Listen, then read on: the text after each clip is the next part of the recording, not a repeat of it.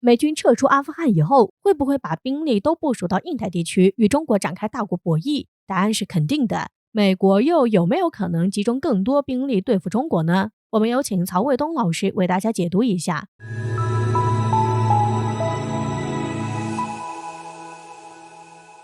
网友朋友大家好，我是曹卫东。美军撤出阿富汗以后大家非常关心的一个问题就是，美军会不会就把这些兵部署在太平洋了，部署在这个印太地区，就要展开大国的博弈，或者是大国的这种对抗了？我说这个是一定的。为什么呢？因为我们看美军离开过亚太吗？没有离开过亚太，只是呢时缓时急或者是时强时弱，但是它没有离开过，这是第一点。那么第二点就是大家认为塔利班或者是说阿富汗的这个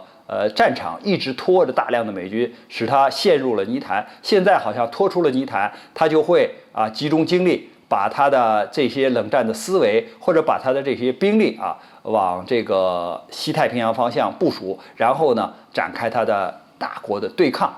但是这个对抗也就是说未来的时候可能会加强美国可能会在这方面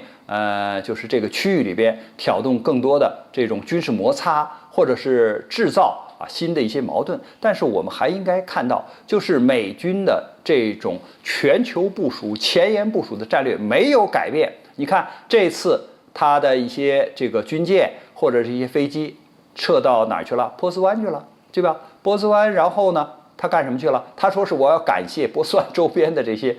盟友国家，在他从阿富汗撤离的时候给了他帮助，包括他这次派出的无人机去这个暗杀或者是刺杀这个伊斯兰国的领导人。都是从中东地区起飞的飞机，它不是从周边，比如说像巴基斯坦或者是塔吉克斯坦这样的国家起飞的，人家不给他基地所以他也没办法，只能从中东那边起飞。所以表面上看呢，他到那儿感谢，但是我们看在中东，他脱开泥潭了吗？没有伊拉克对吧？他现在也是这个难题缠身吧。再一个，他和伊朗的关系现在也还是僵持着吧。这个伊核的谈判最终这个结果还没有出来吧？那他现在还要采取军事威慑人家还要或者是用武力去威胁这个伊朗再有叙利亚的战场是吧？美国也没有达到他的企图那么我们再看，既然中东他脱不开身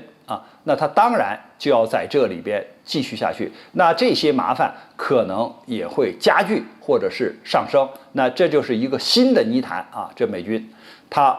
很难从这个泥潭里边出来。再有一个呢，就是在这个印太方向，他进行大国所谓争斗或者是进行这种对抗的同时，他没有忘记拉着北约的这些盟国在欧洲围堵俄罗斯对吧？我们看他今年以来在欧洲方向，在这个波罗的海在这个大西洋方向对俄罗斯的这种军事演习还少吗？包括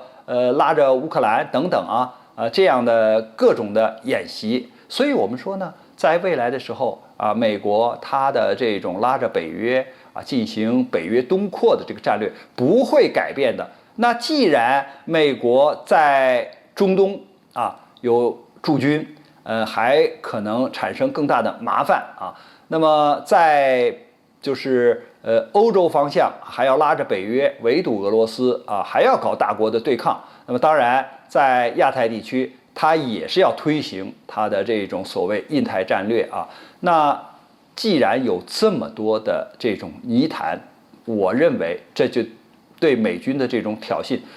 或者说美军的步兵就是陷入泥潭。因为你现在要和这么多的国家要对抗，要作对，要干预人家的事情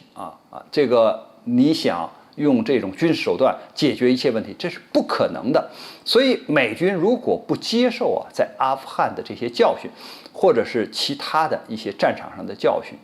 他还是要继续陷入泥潭，还是要损兵折将的。所以我说就是尽管大家认为